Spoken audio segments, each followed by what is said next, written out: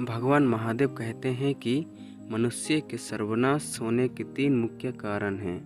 पहला, दूसरों के धन की चोरी करना। दूसरा, दूसरे की पत्नी पर बुरी नज़र डालना। और तीसरा है अपने ही मित्रों के चरित्र व अखंडता पर शक करना। क्रोध हमारा शत्रु है और हमारे ही क्रोध जीवन का अंत करने में समर्थ रखता है।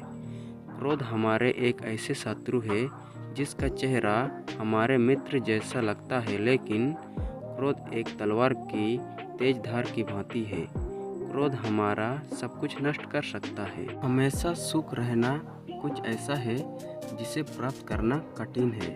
कहने का अर्थ यह है कि सुख और दुख किसी के जीवन में आते जाते रहते हैं और ऐसे नहीं हो सकता कि लगातार सिर्फ आपको सुख ही बने रहे।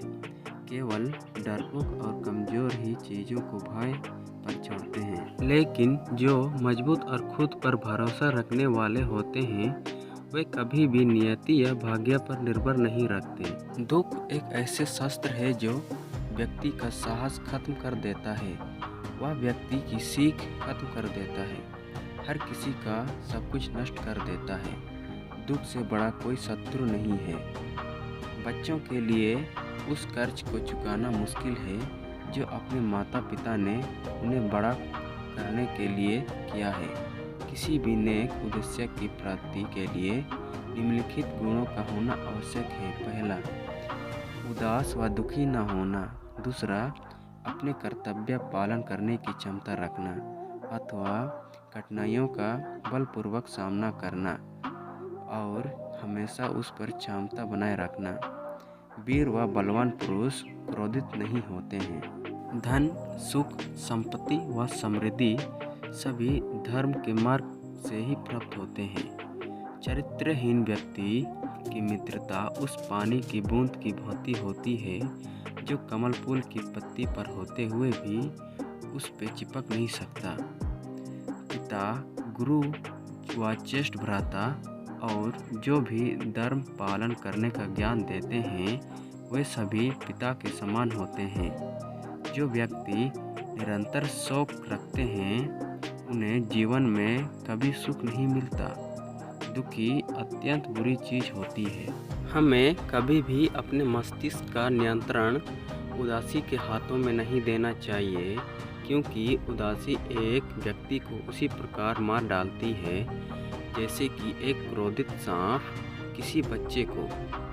अपने जीवन का अंत कर देने में कोई अच्छाई नहीं होती, कुछ और आनंद का रास्ता जीवन में ही निकालना होता है। बुद्धिमान व बुद्धिमानों में परामर्श ही विजय का आधार होता है।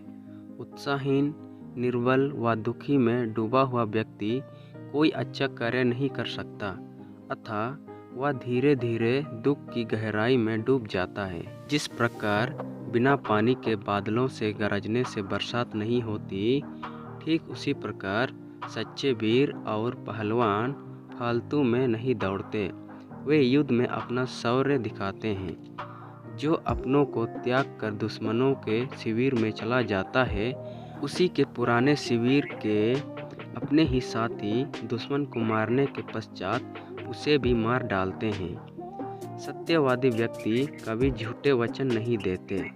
दिए हुए वचन को वह पालन करने के ही अपनी महानता का चिन्ह होता है।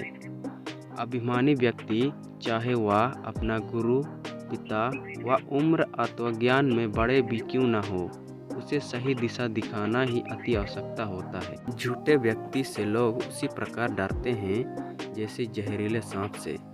धर्म सत्य में ही समा हुआ है और ये संसार सत्य द्वारा ही चला रहा है। चाहे चंद्रमा की सुंदरता चली जाए, हिमालय हिमरहित हो जाए और सागर जल रहित हो जाए, तो भी अपने पिता का दिया हुआ वचन कभी नहीं तोड़ना चाहिए। उत्साह में अपराम शक्ति होती है। उत्साहित व्यक्ति के लिए कुछ भी असंभव नहीं होता। जो व्यक्ति जानबूझ के अपने मौत के मुंह में जाने वाले को कोई भी अच्छी राय ना तो सुनाई देती है और ना ही भाती है। मानव गलती कर सकता है, ऐसा कोई भी प्राणी नहीं है जो कभी गलती ना की हो। जो क्रोधित है वह इसमें अंतर नहीं कर सकता कि क्या बोला जा सकता है और क्या बोलने के अयोग्य है। ऐसा कोई अपराध नहीं है जो क्रोधित व्यक्ति नहीं कर सकता। ऐसा कुछ भी नहीं है जो वो नहीं बोल सकता। दूसरों की संपत्ति की चोरी करना, किसी अन्य की पत्नी की लालच करना और मित्रों की ईमानदारी और चरित्र पर शक करना, ये तीनों व्यक्ति को विनाश तक ले जाते हैं। जब बोलने से पहले शब्द मनुष्य के वश में होते हैं, परंतु बोलने के बाद मनुष्य शब्द के वश में हो जाता है। बोले गए शब्द ही ऐसा चीज़ है जिसकी वजह से इंसान या तो दिल में उतर जाता है या फिर दिल से उतर जाता है। अपनी बातों को हमेशा ध्यानपूर्वक कहें, क्योंकि हम तो कहकर भूल जाते हैं लेकिन लोग उसे याद रखते हैं। नदी के पानी में गिरने से किसी की मौत नहीं होती। मौत तो तब होती है जब उसे तैरना नहीं आता है। परिस्थितियाँ हमारे लिए समस्या नहीं बनती है। समस्या तो तब हमें बनाती है जब हमें परिस्थितियों से निपटना नहीं आता। जो व्यक्ति हमेशा रोना या रोते रहते हैं, उन्हें जीवन में कभी भी सुखी नहीं मिलती है। ओम हर हर महादेव।